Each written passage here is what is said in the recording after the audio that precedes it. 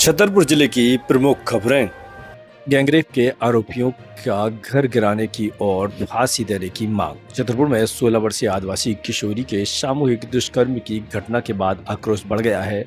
आदिवासी शिवसेना समिति ने पुलिस अधीक्षक को ज्ञापन देकर आरोपियों के खिलाफ कठोर कार्रवाई की मांग की है। समिति का कहना है कि आरोपियों ने नाबालिग की जिंदगी बर्बाद कर दी, इसलिए उन्हें कड़ी से कड़ी सजा देनी चाहिए। ज्ञापन में आरोपियों को फांसी देने की तथा अवैध मकान पर बुलडोजर चलाने की मांग की है।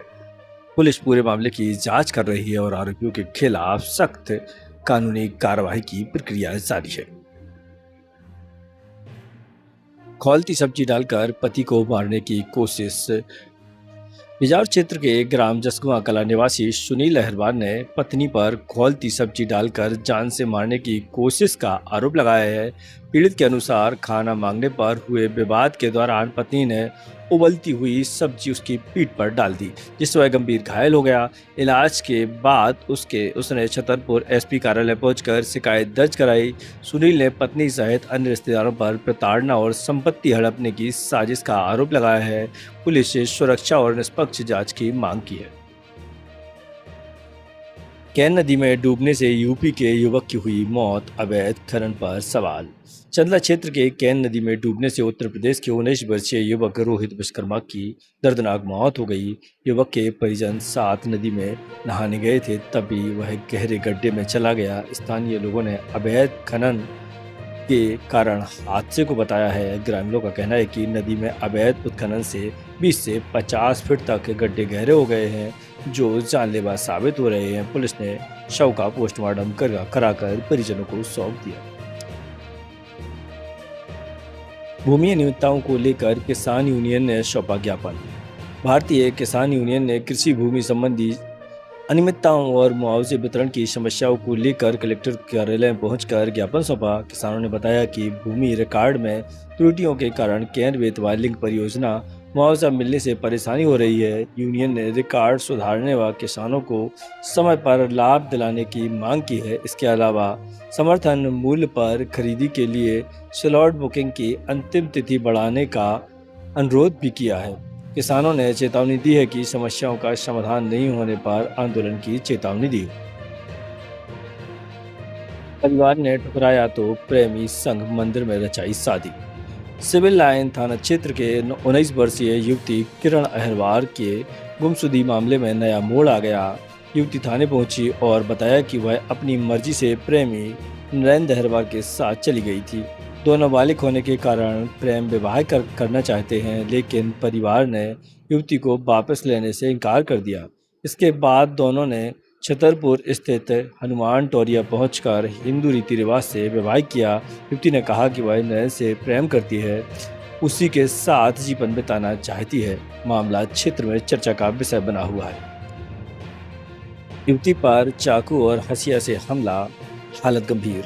राजनगर थाना क्षेत्र के ग्राम खजवा में 19 वर्षीय पूजा अहरवार पर गांव के युवक ने चाकू और हंसिये से हमला कर दिया। घटना उस समय हुई जब युवती खेत से लौट रही थी। हमले में उसके चेहरे, गर्दन, सिर और पीठ पर चोट के निशान आए हैं। परिजन उसे पहले राजनगर अस्पताल और उसके बाद जिला अस्पताल रेफर किया गया, जहां उसका इलाज जारी है। पुलिस ने आरोपियों के खिलाफ मामला दर्ज कर जांच शुरू कर दी। खेल सुविधाओं के विस्तार को लेकर मंत्री से मिले विधायक। राजनगर विधायक अरविंद पटेरा ने भोपाल में खेल और युवा कल्याण मंत्री विश्वास सारंग से मुलाकात कर विधानसभा क्षेत्र में खेल सुविधाओं को विस्तार देने की मांग की है। उन्होंने खजुराहो सहित विभिन्न ग्राम पंचायतों में स्टेडियम निर्माण की स्वीकृति देने का आग्रह किया है। विधायक ने कहा कि खेल अधोसंरचना विकसित होने से ग्रामीण क्षेत्रों में प्रभावशाली खिलाड़ियों को आगे बढ़ने का अवसर मिलेगा। अवैध खनन परिवहन पर 58 लाख से अधिक का जुर्माना। छतरपुर कलेक्टर पार्थ जायसवाल के निर्देशन में खनिज विभाग ने अवैध खनिज परिवहन और भंडारण के खिलाफ सख्त कार्रवाई की है। 18 प्रकरणों में कुल 58,40,290 रुपये का अर्थदंड लगाया है। सबसे बड़ी कार्रवाई गौर रोड टार कंपनी प्राइवेट लिमिटेड पर हुई, जिस पर 36 लाख रुपए से अधिक का जुर्माना लगाया है। अधिकारियों ने बताया कि रेत, गिट्टी और मुरम के अवैध खनन, परिवहन और भंडारण के मामले में कार्रवाई की गई है। प्रशासन ने भविष्य में भी ऐसे मामले पर सख्ती रखने की बात कही है। नल जल योजना में लापरवाही पर कलेक्टर सख्त। कलेक्टर पार्थ जायसवाल ने पीएचई विभाग की एकल ग्राम जल योजना की समीक्षा करते हुए लापरवाही पर नाराजगी जताई है। उन्होंने कई निर्माण एजेंसियों के खिलाफ कार्रवाई के निर्देश दिए हैं। ग्वारिहार की फर्म पर एफआईआर दर्ज करने और कुछ कंपनियों को लिस्टेड करने के निर्देश दिए हैं। लव कुश नगर क्षेत्र के 2 सब इंजीनियरों की वेतन वृद्धि रोकने के आदेश जारी किए हैं। कलेक्टर ने कहा कि पेयजल योजना में किसी भी प्रकार की लापरवाही बरती नहीं जाएगी और कार्य समय सीमा में पूरे कराए जाएंगे। जल प्रदाय योजना की समीक्षा 15 जून तक कार्य पूर्ण कराने के निर्देश। कलेक्टर सभा कक्ष में आयोजित समीक्षा बैठक में कलेक्टर पार्थ जायसवाल और एमपीयूडी की विभिन्न जल प्रदाय सीवरेज परियोजना की प्रगति जायजा लिया गया और उन्होंने चंदला, बारीगढ़, सटाई, बिजावर की धीमी प्रगति पर नाराजगी जताते हुए कार्यों में तेजी लाने के निर्देश दिए। गुहारा और हरपालपुर की जल प्रदाय योजना को 15 जून तक पूरा कर ट्रायल रन और पेयजल आपूर्ति शुरू करने के निर्देश जारी किए। पटाखा गोदाम और मैगजीन भंडारण स्थलों का हुआ निरीक्षण। देवास की पटाखा फैक्ट्री दुर्घटना के बाद लवकुश नगर क्षेत्र में प्रशासन ने सुरक्षा जांच अभियान चलाया।